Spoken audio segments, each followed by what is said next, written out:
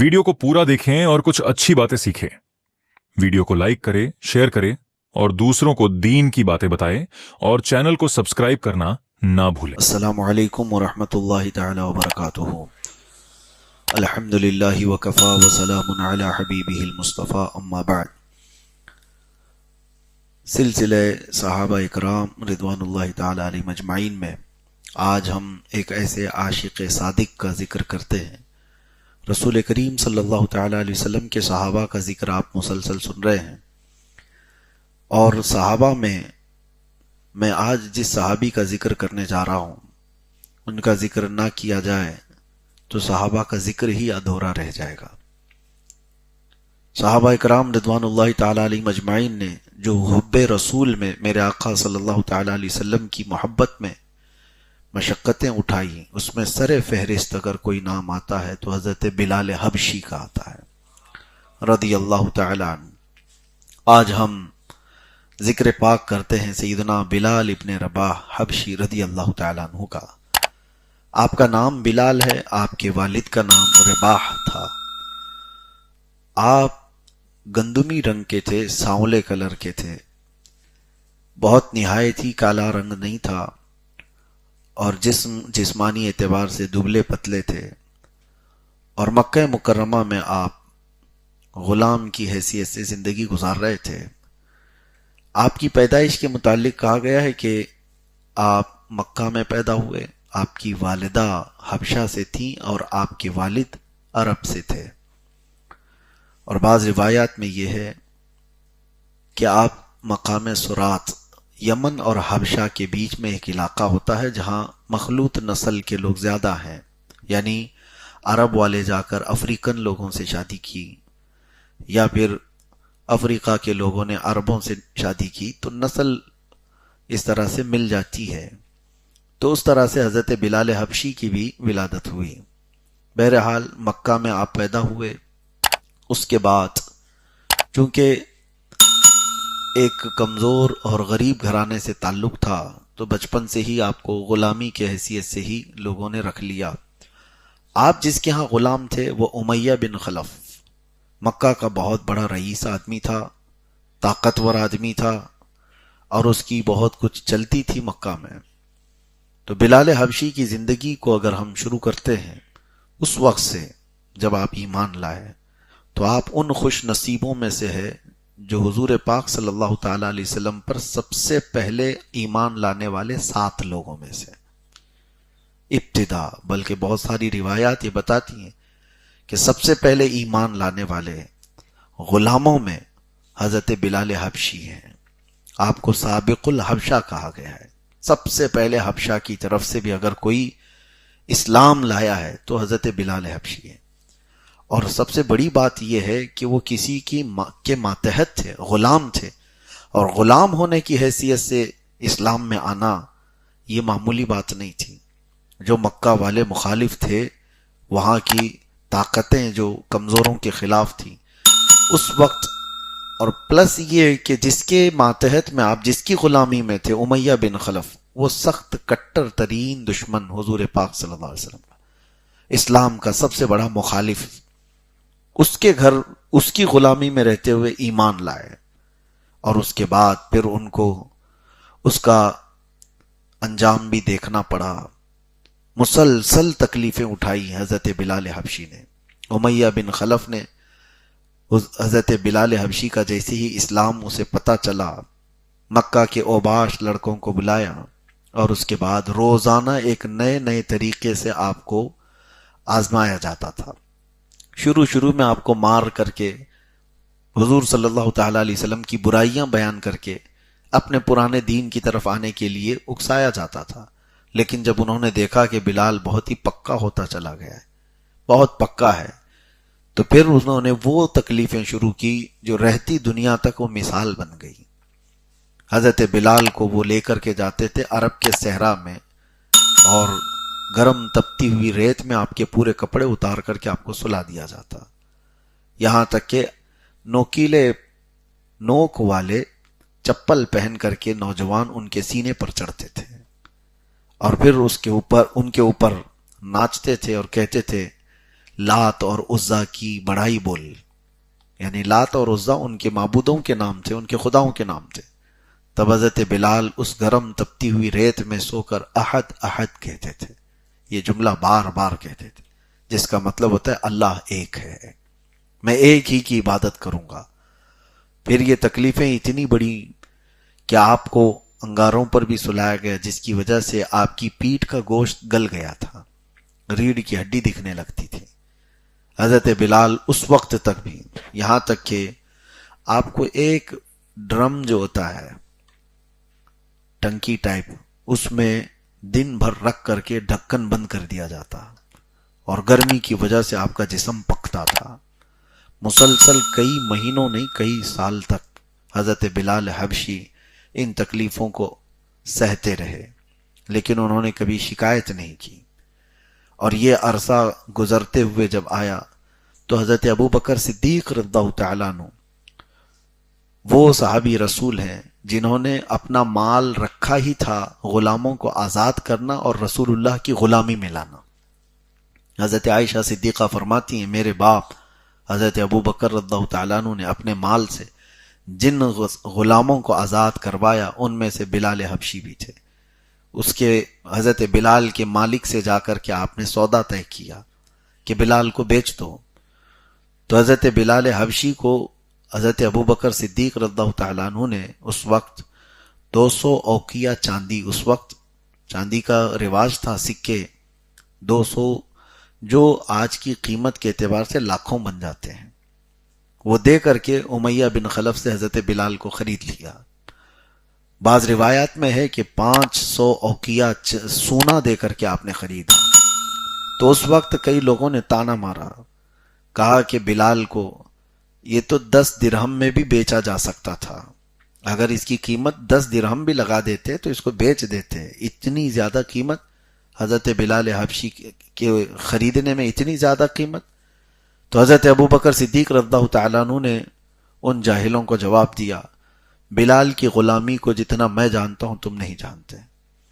اگر قسم رب ذوالجلال کی میرا پورا مال بھی قیمت میں لگانا ہوتا تو میں پورا مال لگا کر بلال کو خریدتا. حضرت ابو بکر صدیق رضی اللہ تعالیٰ عنہ کے مال سے خریدا گیا، اور اس کے بعد پھر حضرت بلال کو آزاد کیا گیا. ان کے آزاد ہونے تک جو تکلیفیں انہوں نے اٹھائی، اللہ اکبر، ہم آج بھی پڑھتے ہیں 1400 سال کے بعد ہمارے رونگٹے کھڑے ہو جاتے ہیں. یہ بیان کرنا آسان ہے، تمہاری انگلی اگر موم بتی میں بھی جل جائے تو پورے دن آپ ہا ہو کرتے رہیں گے. جن کو انگاروں پر سلایا جاتا ہو اور جن کو گرم تپتی ہوئی ریت پر لٹا کر گرم سل ان کے سینے پر رکھی جاتی ہو، اوباشوں کے ہاتھ میں.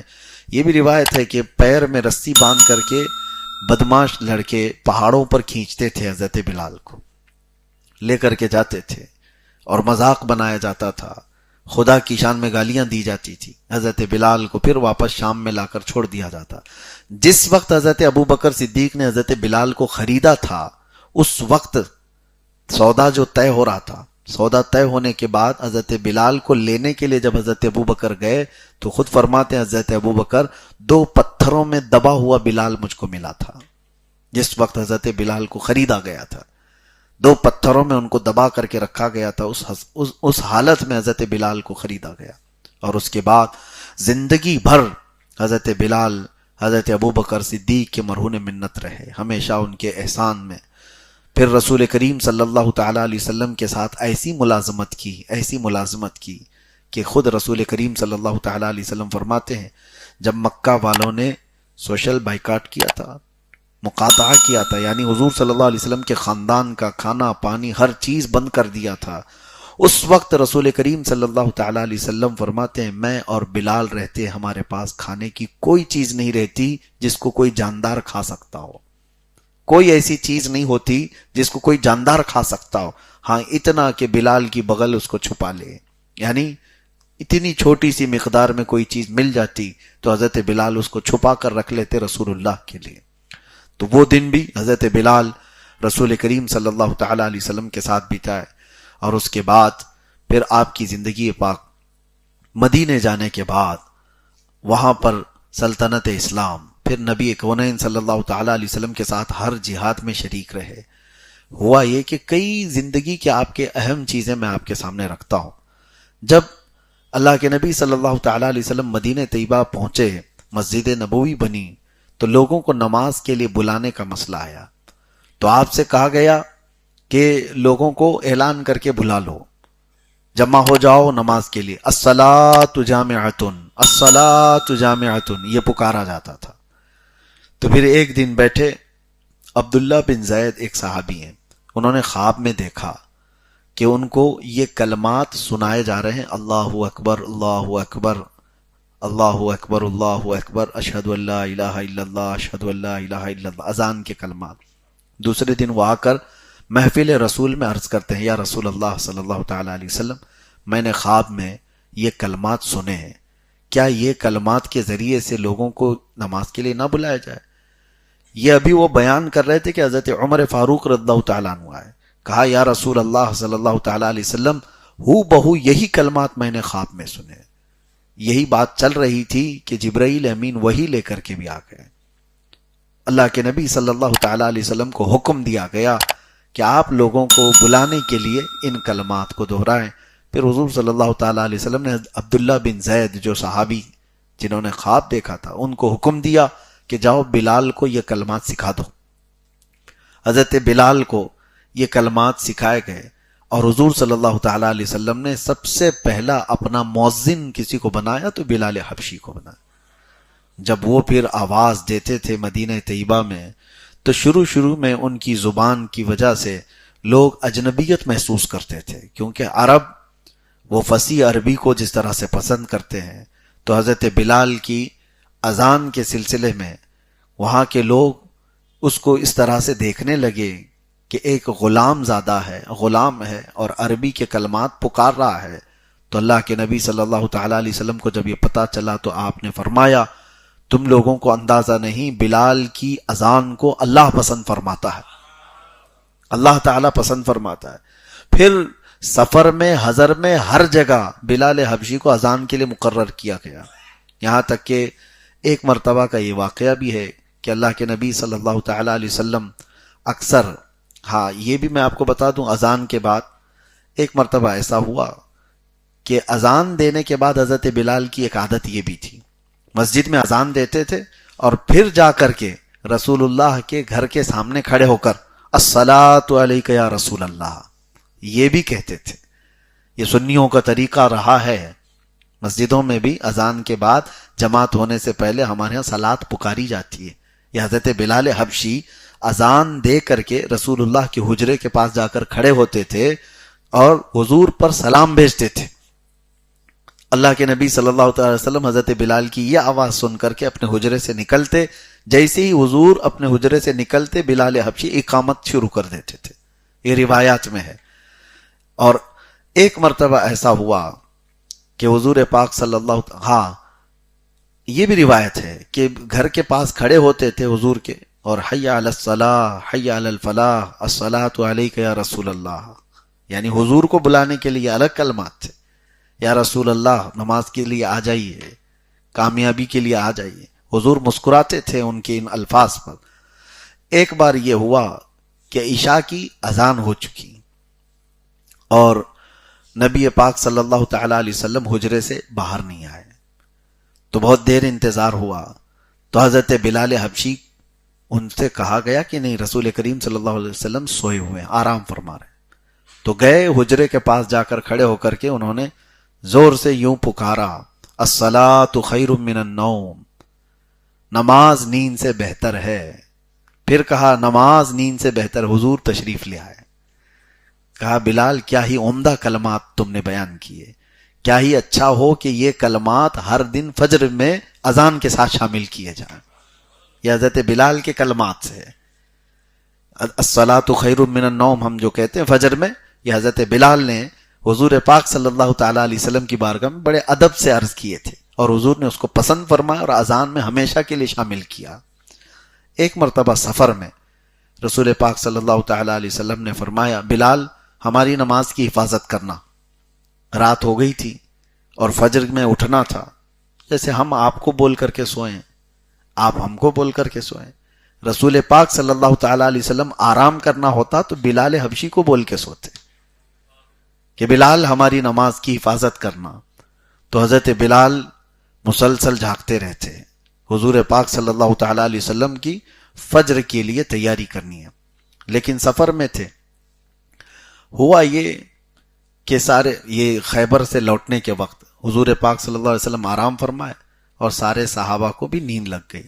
حضرت بلال فجر کا انتظار کرتے رہے اور ایک اونٹنی کے کجاوے سے ٹیک لگائے، فجر کے عین وقت ان کو بھی آنکھ لگ گئی، وہ بھی سو گئے، یہاں تک کہ وقت اتنا ہو گیا کہ سورج نکل آیا اور روشنی پھیل گئی۔ سب سے پہلے پھر میرے آقا صلی اللہ تعالی علیہ وسلم بیدار ہوئے، اور پھر حضور اکرم صلی اللہ تعالی علیہ وسلم نے بلال کو پکارا، کہاں ہے بلال؟ حضرت بلال بالکل جھنجھلا کر کے اٹھ گئے اور کہا، ہائے افسوس، میں نماز کی حفاظت نہیں کر سکا۔ اور سارے صحابہ اٹھ گئے کہ ہم سے کیا ہو گیا۔ اللہ کے نبی صلی اللہ تعالی علیہ وسلم نے افسوس کیا اور کہا، جلد سے جلد اس جگہ کو چھوڑو، جلدی اس جگہ سے نکل جاؤ۔ حضور پاک صلی اللہ تعالی علیہ وسلم اس جگہ سے نکلے۔ یہ قضا کی طریقے کو دکھانا مقصود ہے، ورنہ نبی پاک کی نماز کیا قضا ہو، وہ صاحب شرع ہیں۔ حضور پاک صلی اللہ تعالی علیہ وسلم آکے سفر پر گئے اور سورج بلند ہونے کے بعد پھر حضرت بلال سے کہا، اذان دو اور اقامت کہو، اور اس کے بعد پھر جماعت سے میرے آقا نے وہ قضا نماز بھی پڑھائی فجر کی۔ تو اس کے بعد اللہ کے نبی صلی اللہ علیہ وسلم نے فرمایا، جس سے نماز چھوٹ گئی جیسے یاد آئے فوراً اپنی نماز کو قضا کر لے۔ یہ امت کے درس کے لیے تھا۔ کوئی اگر یہ کہے کہ حضور سے بھی نماز چھوٹتی تھی، ہمارا کیا ہے، معاذ اللہ رب العالمین۔ بعض فقہاء کرام نے فرمایا، اس طرح اگر تحقیر میں یا طعن میں کسی نے یہ بات کہی تو وہ کافر ہو جائے گا۔ نبی آخر الزمان صلی اللہ تعالی علیہ وسلم نماز وہ جس طرح سے آپ کی قضا ہوئی، جو کچھ بھی ہوتا تھا وہ منشاء الہی سے ہوتا تھا، امت کو درس دینے کے لیے کہ اگر قضا ہو تو تمہیں کیا کرنا ہے۔ بہرحال اس میں حضرت بلال حبشی تھے، اور آپ کا ایک بہت اہم کام بھی تھا۔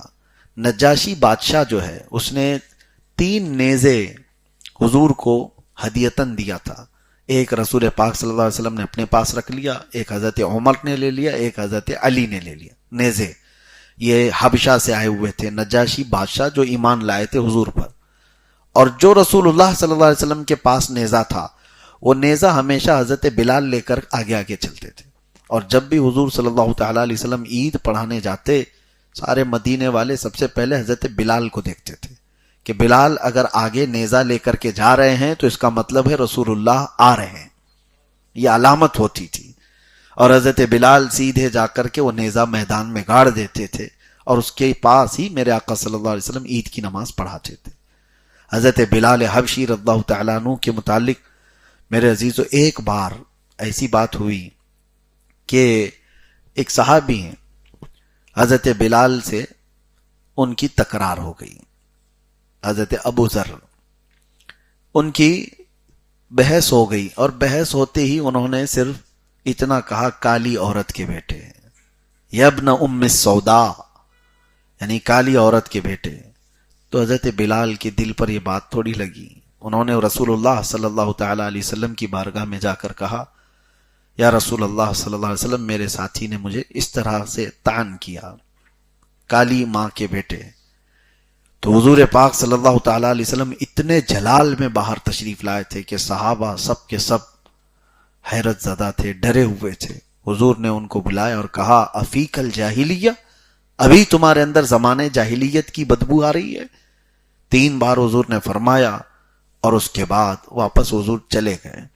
اس صحابی کو اتنا دکھ پہنچا جنہوں نے حضرت بلال کو یہ کہا تھا، ان کو احساس ہوا، ندامت ہوئی۔ اس کے بعد آتے ہیں حضرت بلال کا ہاتھ پکڑ کر کے اور مسجد نبوی میں اندر آ کر لیٹ جاتے ہیں اور کہتے ہیں، بلال مجھ سے خطا ہوئی، میں نے تکرار میں اور انجانے میں تم کو اس طرح کا جملہ کہا، اور رسول اللہ کی ناراضگی مجھے برداشت نہیں ہے، تم کو کالا کہنے سے میرے نبی ناراض ہیں، لہٰذا تم مجھے معاف کرو، اور معاف کرنے کا طریقہ یہ ہے کہ تم اپنا یہ کالا پیر میرے چہرے پر رگڑ دو، میں نیچے لیٹتا ہوں، تم اپنا پیر میرے چہرے پر رکھو۔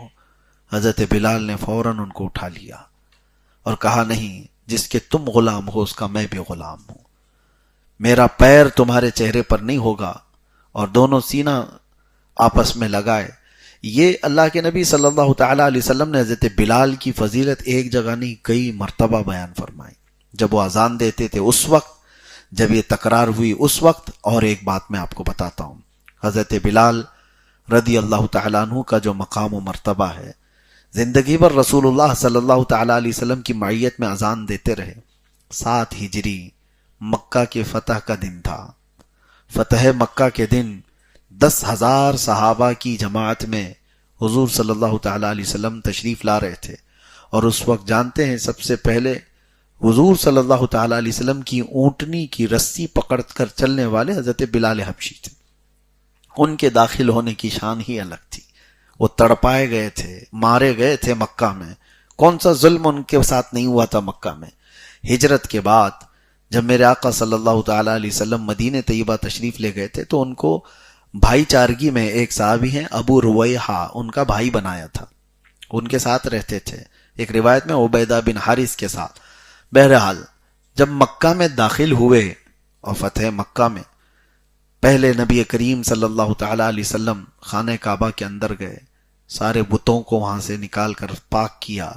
خانہ کعبہ کو صاف کرنے کے بعد حضور کریم صلی اللہ تعالیٰ علیہ وسلم باہر تشریف لائے، اور حرم کعبہ میں پہلی اذان دینی تھی تو حضرت بلال سے کہا گیا کعبے کی چھت پر چڑھ کر اذان دو۔ کہیں سے بھی اذان دیتے، کعبے کی چھت پر چڑھ کر کے اذان دو۔ وہ جوش محبت میں تھے حضرت بلال کہ وہ مکہ، کیونکہ ہجرت کے بعد کئی مرتبہ ایسا ہوتا کہ آپ کو بخار آیا، بیمار ہوئے صحابہ جب ہجرت کر کے گئے، کیونکہ مدینہ اس وقت یثرب نام تھا اور بیماریوں کا گڑھ سمجھا جاتا تھا، جو بھی جاتا تھا بیمار ہو جاتا، کئی طرح کے بخار اس کو لگ جاتے تھے۔ لیکن اس یثرب کو میرے آقا صلی اللہ تعالیٰ علیہ وسلم نے طیبہ بنایا، بلکہ بیماریوں کی شفا کا مرکز بنایا۔ حضرت بلال اس وقت یہ گنگناتے تھے اشعار میں کہ کیا میں وہ مکہ کبھی پہنچ سکتا ہوں، کیا اس کی مٹی میں دیکھ سکتا ہوں۔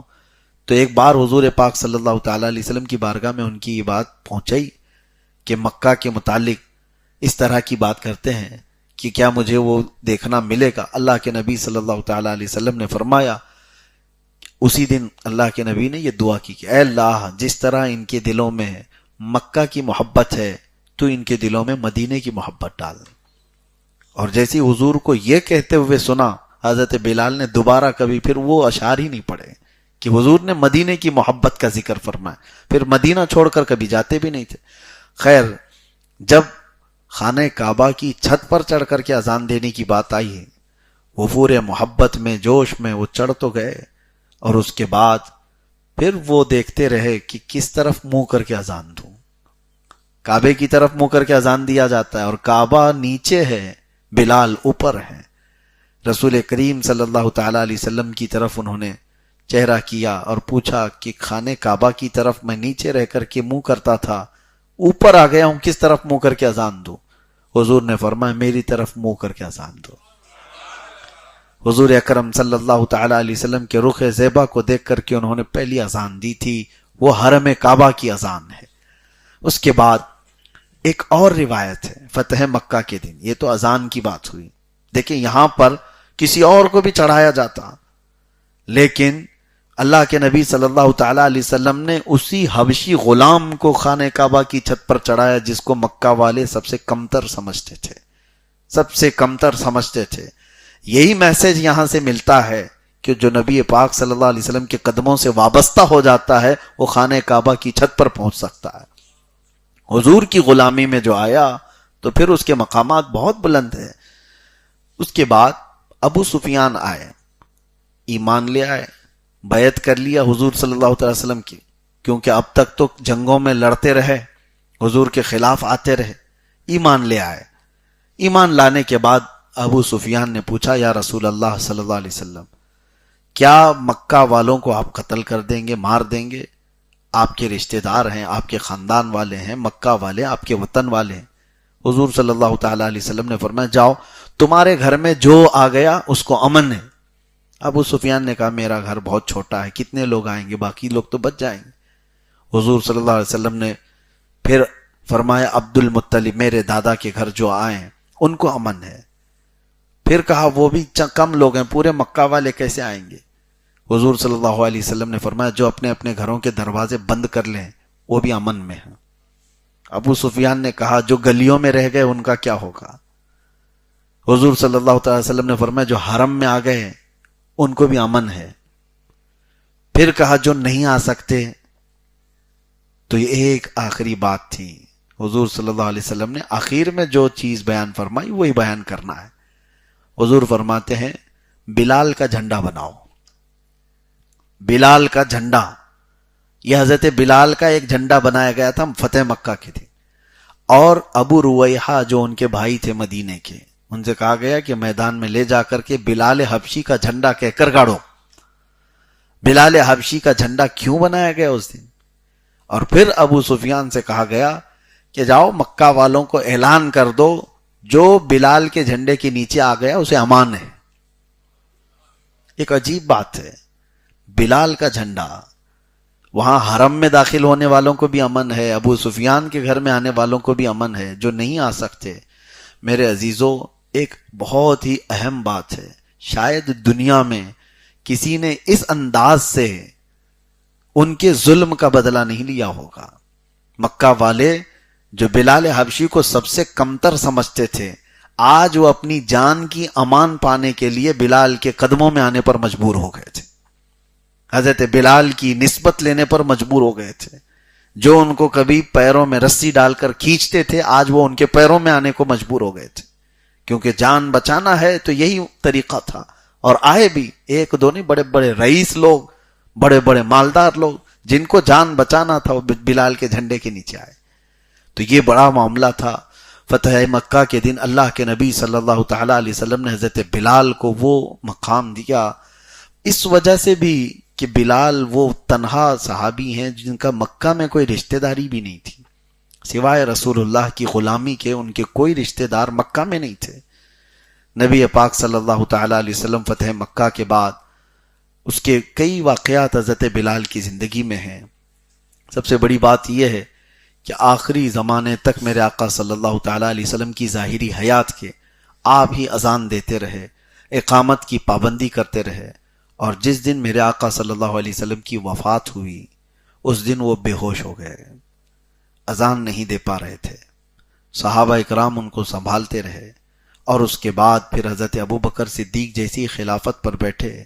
حضرت بلال نے کہا کہ آپ کا بڑا احسان ہے مجھ پر، آپ کا بڑا احسان ہے، آپ نے مجھے آزاد کروایا، اگر آپ آزاد کرنے کے بدلے مجھے کچھ بھی حکم دیں تو میں تو مانوں گا، لیکن اگر آپ نے اللہ اس کے رسول کی رضا کے لیے مجھے آزاد کرایا تو مجھے اب تنہا جینے کا اختیار دیا جائے، مجھے اذان دینے پر مجبور نہ کیا جائے۔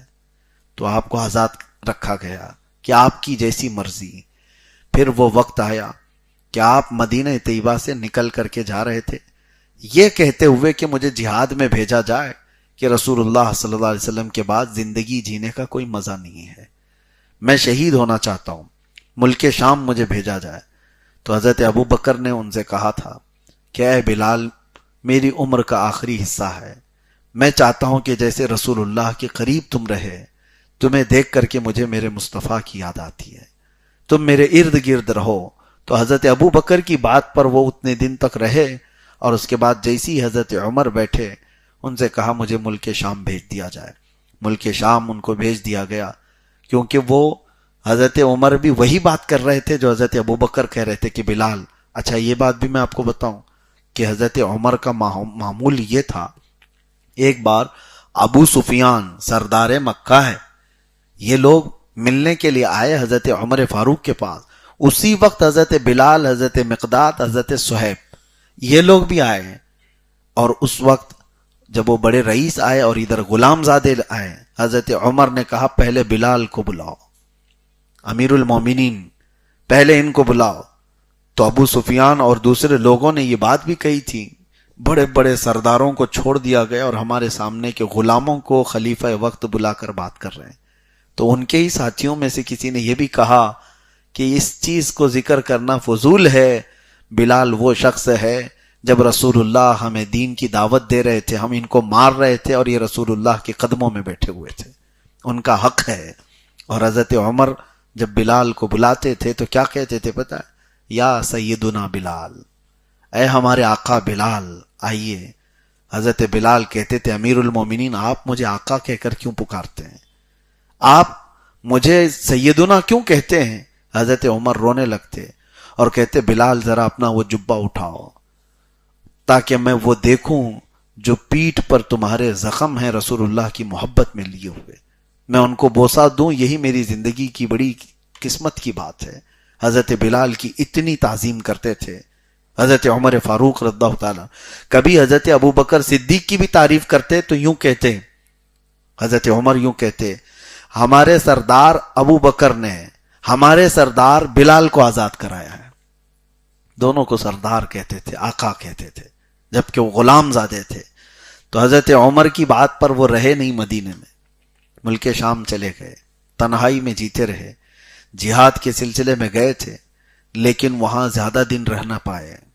ایک دن خواب میں رسول اللہ صلی اللہ علیہ وسلم کو دیکھا. اللہ کے نبی صلی اللہ تعالی علیہ وسلم یہ فرما رہے تھے کہ اے بلال اتنی بھی دوری کیوں، کیا ہماری یاد نہیں آتی؟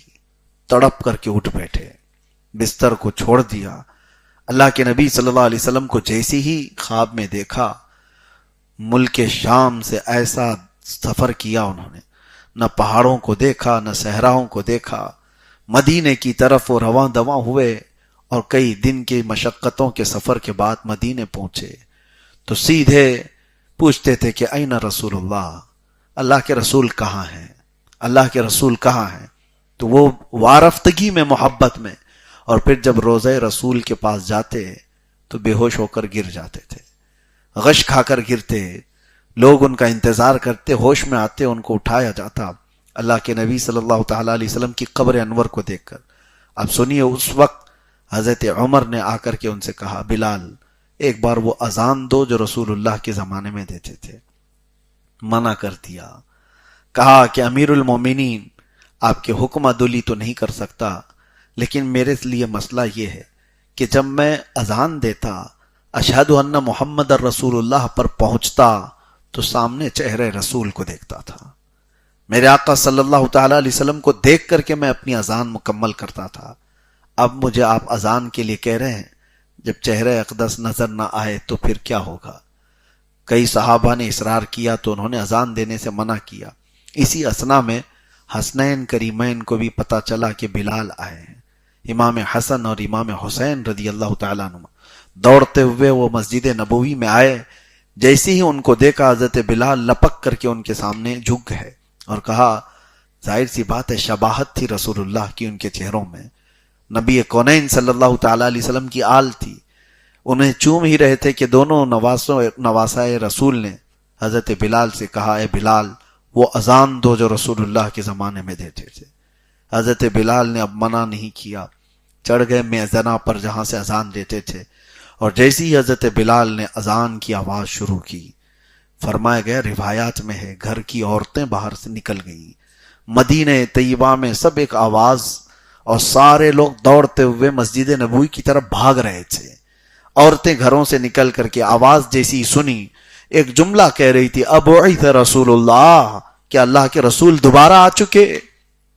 اس آواز کو سنتے ہی ہر کوئی کہہ رہا تھا کہ اللہ کے رسول دوبارہ آ گئے. آواز میں وہ جاذبیت تھی، آواز میں وہ اثر تھا کہ وہ نبی پاک صلی اللہ علیہ وسلم کا زمانہ یاد دلا دیا. اس کے بعد حضرت بلال اشہد ان محمد رسول اللہ تک پہنچے تھے. پورا مدینہ جمع ہو گیا تھا، پورا مدینہ ان کے اطراف تھا، اور جیسے ہی وہ وہاں پہنچے وہ لڑکھڑا کر کے زمین پر گر گئے. صحابہ اکرام رضوان اللہ تعالی علیہ مجمعین کہتے ہیں رسول اللہ صلی اللہ علیہ وسلم کی وفات کے وقت جتنا مدینے والے روئے تھے اور اس کے بعد بلال کی اذان پر جتنا روئے، مدینہ اتنا کبھی نہیں رویا تھا. حضرت بلال کی اذان پر پورا مدینہ رو پڑا تھا، کیونکہ وہ زمانہ پھر سے یاد آ گیا تھا جو چہکتی اور مہکتی فضاؤں میں میرے آقا کے ارد گرد صحابہ اکرام کا جھرمٹ ہوتا، مسجد نبوی کی وہ رونقیں تھی، میرے آقا صلی اللہ تعالی علیہ وسلم کی محفلیں تھی وہی بزم ہے وہی دھوم ہے، وہی عاشقوں کا ہجوم ہے کمی تو بس میرے حضور کی، حضور پاک صلی اللہ تعالی علیہ وسلم کی وہاں پر تشریف آوری نہ ہوتی دیکھتے تو پورے مدینے والے گڑ گڑا کر روتے تھے۔ حضرت بلال اس کے بعد زیادہ دن باحیات نہیں رہے، اسی غم میں حضرت بلال حبشی کی وفات ہو گئی۔ رسول کریم صلی اللہ تعالی علیہ وسلم کی یہ جانثار صحابی، اللہ کے نبی صلی اللہ تعالی علیہ وسلم کے ہمہ وقت ساتھ رہنے والے، اور جانتے ہو ایک بار میرے آقا نے کیا فرمایا؟ ایک صاحب اپنی بیٹی کے نکاح کے لیے آئے تھے حضور کے پاس، کہا یا رسول اللہ فلاں صاحب سے میری بیٹی کا نکاح کر دیجئے۔ حضور نے فرمایا بلال کے بارے میں کیا خیال ہے؟ انہوں نے کہا پھر فلاں شخص کے ساتھ میری بیٹی کا نکاح کر دیجئے۔ حضور نے فرمایا بلال کے بارے میں کیا خیال ہے تمہارا؟ انہوں نے تیسری بار کہا۔ حضور صلی اللہ تعالی علیہ وسلم نے پھر فرمایا بلال کے بارے میں کیا خیال ہے تمہارا؟ اب وہ کچھ نہ کہہ سکے۔ ظاہر سی بات ہے، 2 بار 3 بار کوئی اپنی بیٹی کے لیے دوسری بات پوچھ رہا ہے تو اس کو کہیں دینے کا ارادہ ہوگا، لیکن جب رسول اللہ صلی اللہ علیہ وسلم سے 3 بار سنا تو پوچھا بلال میں ایسا کیا ہے؟ اللہ کے نبی صلی اللہ علیہ وسلم نے فرمایا میں نے جنت میں مجھ سے آگے بلال کے قدموں کی آہٹ سنی ہے، بلال کے قدموں کی آہٹ میں نے جنت میں سنی ہے۔ یہ بات سنتے حضرت ابوبکر صدیق نے کیا کہا تھا پتہ ہے؟ حضرت ابوبکر کہتے کاش میرا باپ بلال کا باپ ہوتا، میری ماں بلال کی ماں ہوتی، جو فضیلت بلال کو ملی وہ مجھے مل گئی ہوتی۔ اللہ کے رسول نے فرمایا کہ مجھ سے آگے میں نے بلال کے قدموں کی آہٹ جنت میں سنی ہے۔ یہ حضرت بلال سے پوچھا بھی گیا تھا کہ آپ ایسا کیا کرتے ہو کہ آپ کی آواز، قدموں کی آواز جنت میں آتی ہے؟ حضرت بلال نے جو کہا وہ آپ سب کے لیے بھی ہمارے لیے بھی، وہ کہتے ہیں ہر اذان کے بعد میں 2 رکعت نفل پڑھ لیتا اور کبھی بغیر وضو کے رہتا نہیں، جس وقت وضو ٹوٹے میں فوراً وضو کرتا۔ تو یہی عمل انہوں نے بتایا۔ اللہ کے نبی صلی اللہ تعالی علیہ وسلم نے ان کی فضیلت میں جب یہ بیان فرمایا دنیا میں کہ ان کے قدموں کی آہٹ جنت میں سنی گئی۔ میرے عزیزو، ایک وہ صحابی ہیں حضرت بلال جن پر ساری امت کا اتفاق ہے۔ صحابہ اکرام کو گالیاں دینے والے شیعہ بھی حضرت بلال کی صحابیت کا انکار نہیں کرتے۔ حضرت بلال رضی اللہ تعالیٰ عنہ کی، حالانکہ اکثر صحابہ کو سب و شتم کرتے ہیں، ان کو مانتے نہیں، خلفائے راشدین میں سے اکثر کو، لیکن حضرت بلال کے متعلق شیعہ جماعت کا بھی اتفاق ہے کہ رسول اللہ صلی اللہ تعالیٰ علیہ وسلم کا ایسا جانثار صحابی، اللہ تبارک و تعالیٰ ان کی تربت پر کروڑوں رحمت نازل فرمائے۔ بلال جیسا عشق ہو تو پھر چاند بھی رشک کرنے لگ جائے، اور غلامی ہو تو ایسی غلامی ہو جس پر پوری دنیا کو ناز ہو۔ اللہ کے نبی صلی اللہ تعالیٰ علیہ وسلم کے دربار کی نوکری وہ دنیا بھر کے بادشاہت سے بہتر ہے۔ میرے آقا صلی اللہ تعالیٰ علیہ وسلم کی بارگاہ میں حضرت بلال پہنچ کر کس مقام پر پہنچے؟ میرے عزیزو، حضور کی محبت میں کھایا ہوا ایک زخم بھی رائے گا نہیں جاتا۔ ایک بات یاد رکھو، محبت مصطفیٰ میں ملے ہوئے زخم تمہیں آسمان کی بلندیوں پر لے جاتے ہیں۔ اسی لیے میرے مرشد حضور تاج الشریعہ بدر الطریقہ رحمۃ اللہ تعالی علیہ فرماتے ہیں بلہوس سن سیم و زر کی بندگی اچھی نہیں، ان کے در کی بھیک اچھی سروری اچھی نہیں، ان کے در کی بھیک اچھی سروری اچھی نہیں۔ اللہ تعالیٰ بلال حبشی کے قدموں میں ہمیں حشر عطا فرمائے، قیامت کے دن ان کی محبت میں اللہ تبارک و تعالیٰ اسی جماعت میں ہمارا حشر فرمائے۔ وآخر دعوانا ان الحمد للہ رب العالمین۔ السلام علیکم۔ سبسکرائب کریں ایسی ہی دینی مسائل کے لیے۔